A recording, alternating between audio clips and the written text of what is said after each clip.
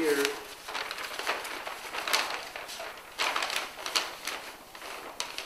We are about right in this area here. So in 1856, when that executive order was to set aside 4 large tracts of land and reserve it explicitly for tribal people. Hoopa Valley is right up here, so that wasn't one of them, and Round Valley, and then Tule River is about in this area, down by San Joaquin Valley by Modesto, and then down by Owens Valley. That's almost near the end of the Sierra Range.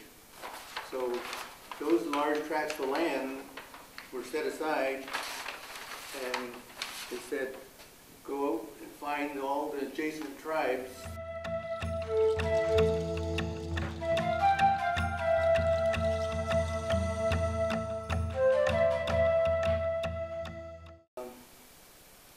So in this valley, probably about, I'd say, more than 24 tribal communities from all around. The total 360-degree realm from Round Valley, more than 24 tribal communities were just driven in here, just like cattle. And the first group that was driven in here came straight from the Pasquena. Now they have reestablished their community, and they have a giant casino there called the Rolling Hills, and they're making money hands over fist now. But they were the first group that were driven here, and so they were part of the real long existing tribes from Shasta all the way to Lake County. And we started with the Wintoon, the Nomlaki, and the Potwin, that whole strip. It's all the same cultural language type of a nation.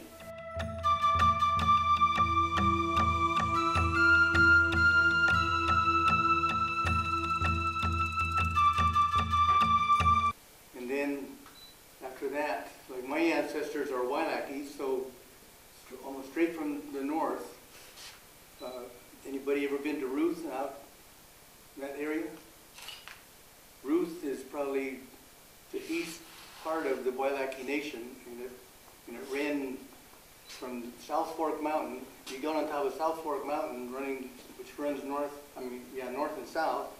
On the other side of that mountain, from Ruth, is Red Bluff. So then, going west, all the way to Shelter Cove. Anybody know where Garberville, Shelter Cove located up here? That was, the far, the coastal region of the Wailaki Nation.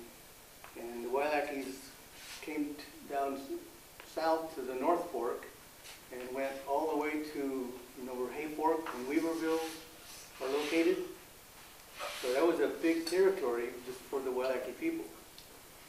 And I think less than 2,000 were actually gathered up and driven south into this valley to be held by the so-called citizens militia.